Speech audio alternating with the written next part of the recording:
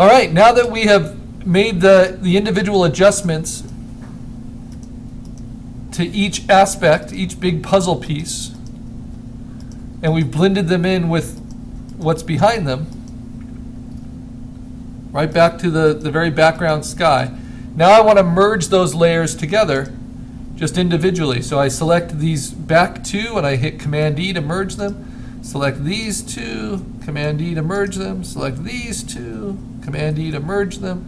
Select these two, Command-E to merge them. And that's so we can treat them together. Also, when you adjust the values and the colors, it sometimes shows flaws. And you want to be able to kind of use your eraser and make those adjustments. So like on this layer, the kind of hard edge that still remains there. So I'm going to use my soft-edged eraser, fairly large at 100%, and just kind of break up that dust a little.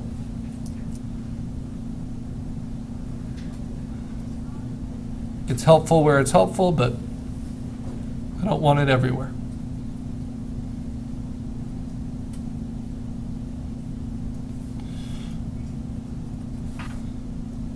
So just making kind of fine-tuning decisions.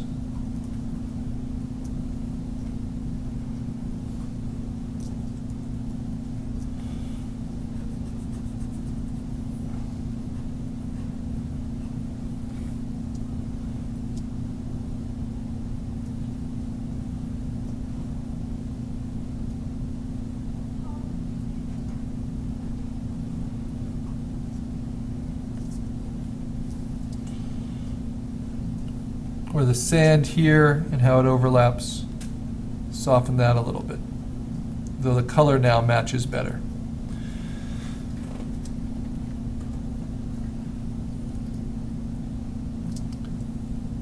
And it allows me to do other things. If I just think that this is kind of weak and not sharp enough, I can try just taking this out entirely.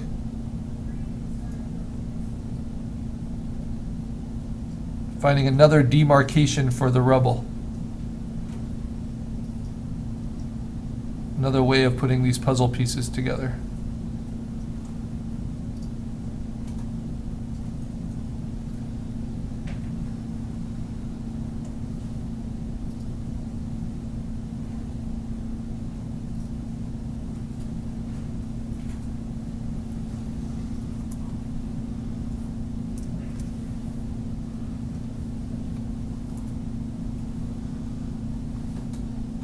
That will open up more space, this kind of open plane back there. And then maybe merge these.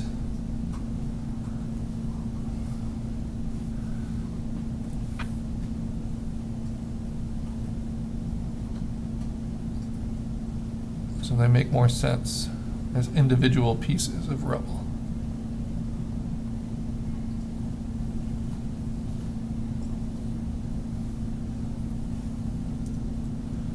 From entirely different source images, right? So we're really creating our own vocabulary here.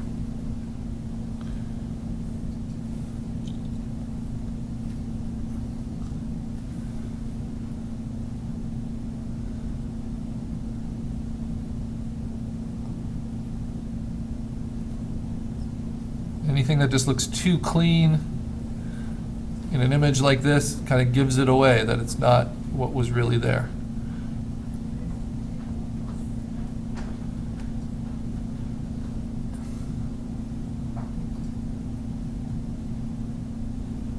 At the same time, you need some hard edges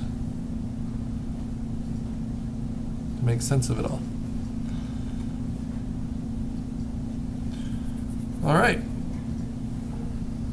So now dodging and burning. Now that I've got this kind of nice open space there, I'm liking that a lot more, but I feel like I need to maybe burn down this a little bit. So I'm going to take that open field. Where is it? Back there. I'm going to make a duplicate of it, use my burn tool, very large, mid-range, maybe not that large, and just kind of deepen those shadows a little bit. so it doesn't look so flat. Doesn't take much. And then maybe on this foreground layer, just deepen some of the shadows as it silhouettes. And then on this, deepen some of the shadows so it doesn't feel so perfectly lit. Just using midtones. So it feels a little bit more dramatic, like all the stuff that's around it.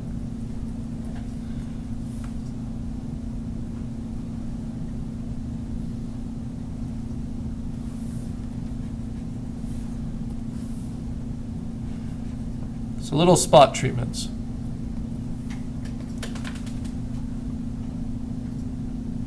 Now, I might decide I need to burn some of these highlights down a little. Now this is where dodging and burning is kind of interesting, and we'll use a third tool. If I try to burn down these midtones that are really saturated, really orange, you'll notice they'll get darker, but they also get more strongly orange. So then I have to go to this third tool, which is the sponge tool. I set it on desaturate, and it's a very similar tool. It's just now going to take color away. It will desaturate it instead of all over the place, just where I hit it. So if I think it's just too colorful in some of these orange spots, I can take it away. Now I can also do that as an adjustment. If I make a duplicate, I can do an overall adjustment of saturation and actually take the overall saturation of that image down. And that helps a little bit. But what I love about the saturation tool is I can even just isolate it to the yellows and the reds and take those down more. That does a lot of my work for me, so that those don't come as forward. And maybe on this one, in the foreground, I want this saturation to be a little bit stronger.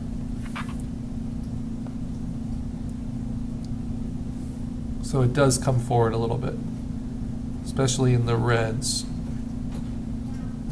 And I can even deepen them.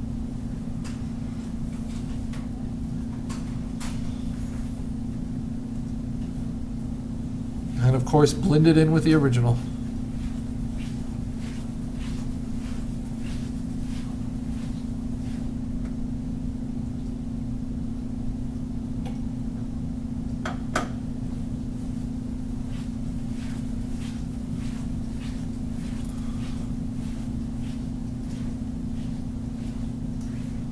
Or in this case, maybe just get rid of the original layers. Okay, so now I've got this all working. My problem is I'm not filling up my whole box yet. So I need to work out some filler. I need some ground here on the bottom. And I'm going to go back to my original reference for that. And what I might do is take in one of my original references, this one, bring it back, and just pull it so that it's a little bit bigger where I need it to be, put it behind everything, and use it to kind of fill in some of the gaps and the holes. Now, while I just have those little peekaboos showing, I'm going to adjust it. But because I brought it in that way, I first have to rasterize it so I can edit it. And now I'm going to adjust its levels to kind of match what I've done. You see how we've really transformed this material in the way we've used it. And then its color balance, give it a lot more of the cools.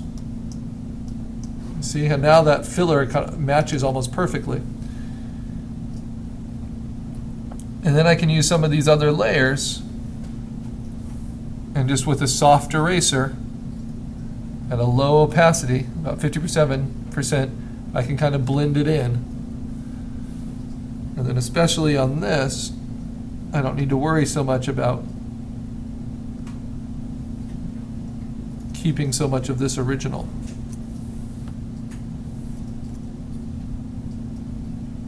Can blend those hard edges in a lot better.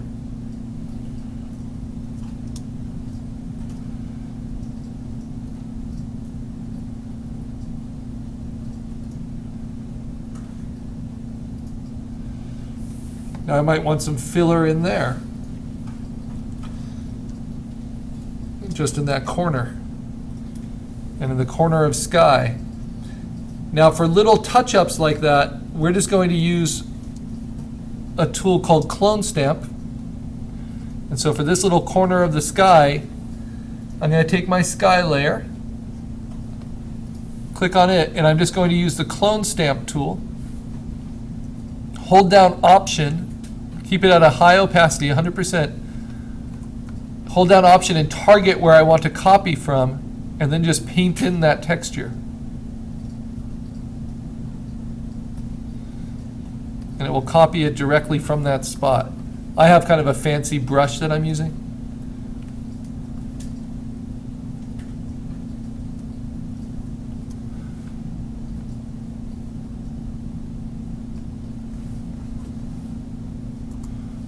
And I'm just going to crop out the sky on my viewing layer.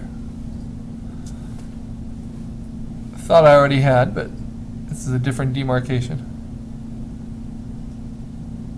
And just fill that with white. So it's nice and clean. This is all my very top layer. This is just like a frame, a white frame. Then the last kind of corner I want to deal with. All the other corners look good. All of the work looks good. But this, that looks a little arbitrary. It kind of coming out of the ground. And right there, maybe I want something more rubble foreground there. So I go back to my original. Let's see, what do I have that could work? Remember, all of this is large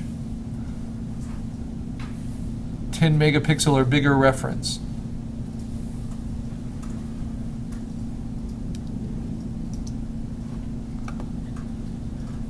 And this is another thing I'll sometimes do. I'll open it in preview just by double clicking it, and I'll just select a portion of it, so maybe just this part.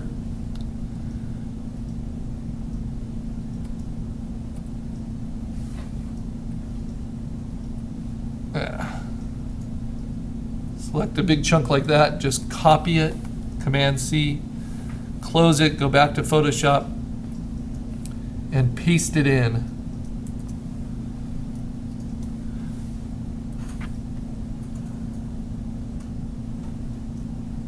And maybe at an angle, this is kind of some filler I can use.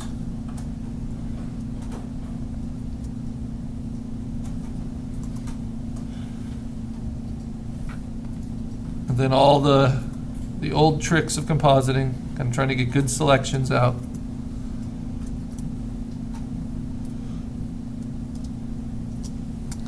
Refine it with hand-done erasing.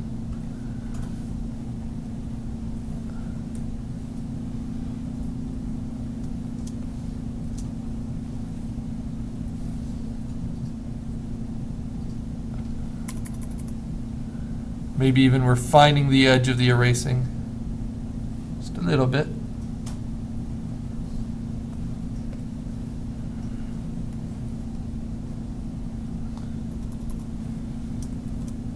And then playing with adjustments, just like we've been talking about. So the levels, making the levels match, letting it get pretty dark. It's kind of in shadow, so. Deepen those midtones a little. And then the color. So I kind of like where the color is. Oh, I like a little bit more green. That's kind of nice. Bring out those rust tones.